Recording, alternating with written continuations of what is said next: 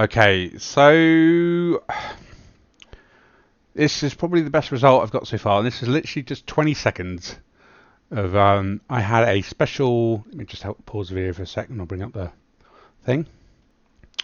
I thought I would try mixing the two. As I call it, the weirdo magnet. And obviously, I'm using a light stand, and I found the light stands are the best for 360 cameras because they have a big wide base, so it's not gonna fall over and scratch the lens like the smaller bases light stands. Where I mean, this was like a cheapie. I got like a 3 redhead kit, um, off Amazon or whatever, and it's still like I feel like I'm in the dark ages because it's all like you know um, HMI or not LED lights. I bought an LED panel recently. It's my sort of trying to update my thing, but yeah. So this is the setup, and I extended this about a meter, or about half a meter really, from the cameras, the GoPros, and they're all shooting in the log profile.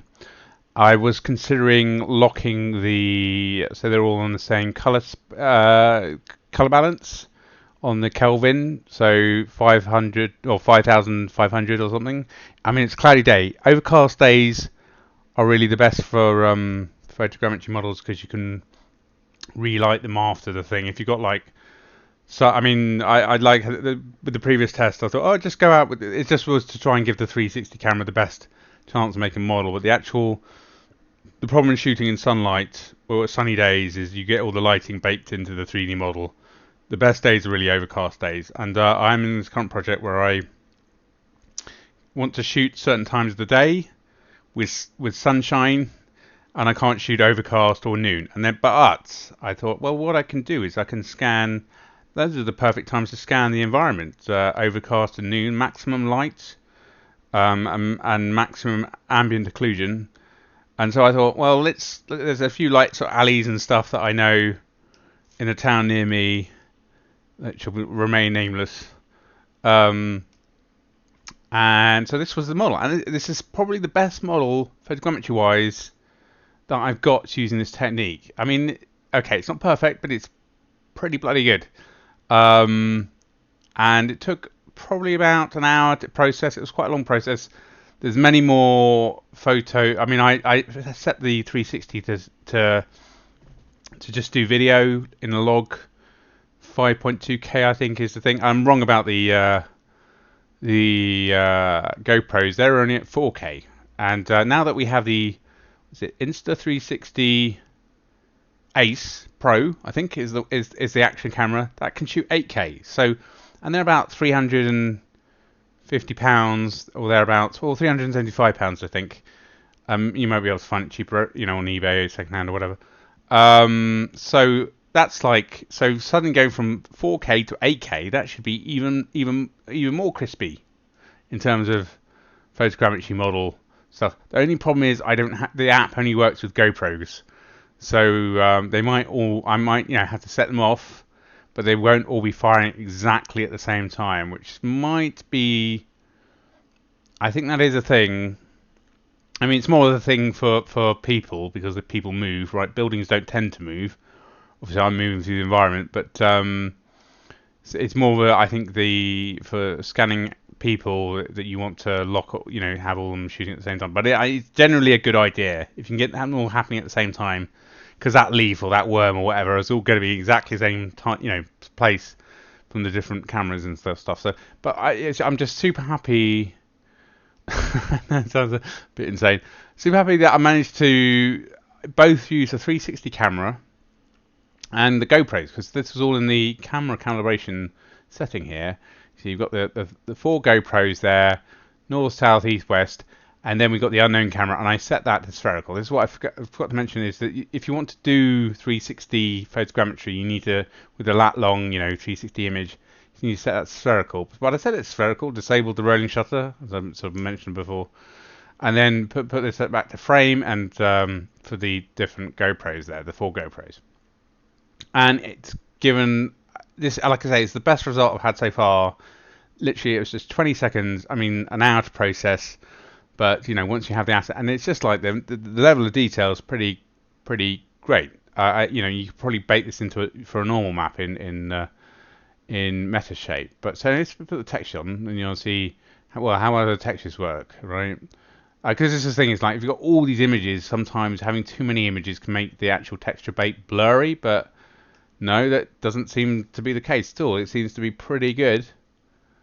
I mean, bushes are always hard, and obviously we're walking not in the plane of the cameras here, but this is like perfect because it's like I like trying to work on the shot with my mate, and it's like I want to be able to shoot whenever, but I know I like nice sunny days, but it's obviously this being the UK, we don't have many. It's more overcast, cloudy days than they are sunny days. And so the idea of being able to make like a photogrammetry model, maybe take it into Unreal, but I'd probably just stick with Blender and relight it in Blender and all the rest of it, and put a bit of defocus, 50mm lens. I think this is going to work. Should work quite well. Very well. Obviously cut out the cables and stuff like that. And there's a certain amount of rebuilding and retopology that's going to happen. But even so, it's just starting with a great starting point, I think. And I can be more selective about the cameras that are projecting the textures if we're walking in a particular way or whatever. And I mean, I'm making a bit of a rod for my back because the initial idea was I bought a nice new camera, go and film some locations, and then 3D track it and sticks like a CG character in was the initial idea. And it was like, but then it was like I was constantly waiting for sunny days or mostly sunny days, or partially cloudy days, but mostly sunny days, just because I didn't want it all to look flat and boring. And like I say, being the UK, flat and boring weather is kind of what we're used to. So and I thought, well, I can if it's like a quite urban environment. I mean, obviously trying to avoid the bushes and things. There's problems over here. Then I can probably I just wanted like back alley with like bins and all the usual sort of detritus that you get. And I think this might be good enough. With a bit of, if we're just focusing on the character and it's slightly out defocused, I think this is gonna be okay. And suddenly we have a sort of virtual environment to play around with. Well,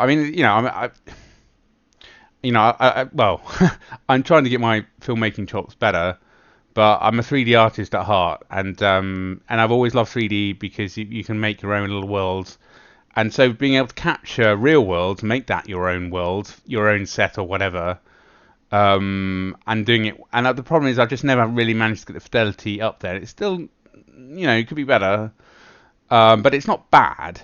And the amount of effort involved in creating something like this, okay, it's a bit of cleanup work, a bit of processing time. I think it's worth it for the kind of what you get. You can get all the graffiti and stuff like that. And as I say, the blurriness I think is coming mainly from having too many photos protection the textures. But yeah, it's just like it's been a bit of a. I mean, I guess the next chapter is, can I afford to upgrade my cameras, the GoPro 7s, to the Insta 360 Ace Pro cameras, which can shoot 8K as opposed to 4K, so 4 times the resolution. So that should be at least 4 times sharper on the textures, is the thinking, right? And the 360, well, I thought I'd check the 360 in there, and it does seem to improve things, because the 360 does do a better job on the ground, being that it sees a lot of the lat longs see the ground, right? There's lots of pixels on the ground, so you get a good ground. So there is something. So I was initially a bit snooped, like, 360 no good for photography. There's aspects of it that are useful, and aligning. I mean, I was wondering if I could get away with three action cameras and one 360 camera, and maybe that would be enough, as opposed to 4 action cameras and one 360 camera. But as it is, I thought I'd make this quick sort of update. I think, as I say, shooting the log profile is good for the dynamic range, so you get all the detail, good to resolve in the photogrammetry. And what else can I say? One other thing, things that would make this even better possibly, is lock the exposure on all the GoPros. So that's possible with the touch lock exposure thing on the GoPros.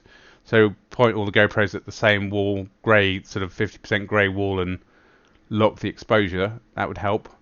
And also lock the color balance so they're all shooting at the same. I'm 5,500 Kelvin, I think, is sunlight. So we will want to go for the cloudy one, which I'm not sure exactly what that is, but I'll look that up. So lock them all to the same color balance, and then possibly Macbeth chart. So having a color chart that I can take into Resolve, and then I can match the 360 camera to the GoPros or the the action cameras, so they're both in the same color space and behave the same, and then put them out as EXRs or whatever to try and just make. And also there might be the possibility. I'm currently working with 8-bit, so it's just 8-bit log. So maybe go to 16-bit log, to try and maximize the color depth, because that's one thing that Agisoft can handle. Is it can handle EXRs, it can handle high bit depth. It's not, I'm just being a super editor. I'm just thinking, how can I just get the best quality? And it's just really thinking about all the different options that I have to try and improve the quality, and unlocking the exposure so they all have the same exposure, locking the color balance so they're all in the same color balance, and I forget the other thing, and also shooting higher bit depth if the cameras are capable of doing that. Those are all things that should help give it more information. It might take longer to solve, but anyway, I just thought, because it's just like it was a happy day for me. Like, I like to do when I have spare time to do these little weird experiments, and then I suddenly I have some improvement over a technique that I thought was a little bit like, oh, it's not so useful. I mean, it really, you can see, it's got the shutters, and it's not perfect. Obviously it's retopo and get rid of all the stuff, but generally it's a marked improvement. And like I say, I'm just pleased that I can mix different cameras, providing I in the camera calibration, I give it the information it needs. They call it the camera extrinsics and intrinsics. Intrinsics being the lens and the size of the back plate or black image, the sensor size or whatever. So anyway, that's it. I just thought a quick update, because it's like, when you have a win, you kind of have to, just tell somebody, I guess. Right, that's it. Okay, bye. We'll do the thing. Right, stop.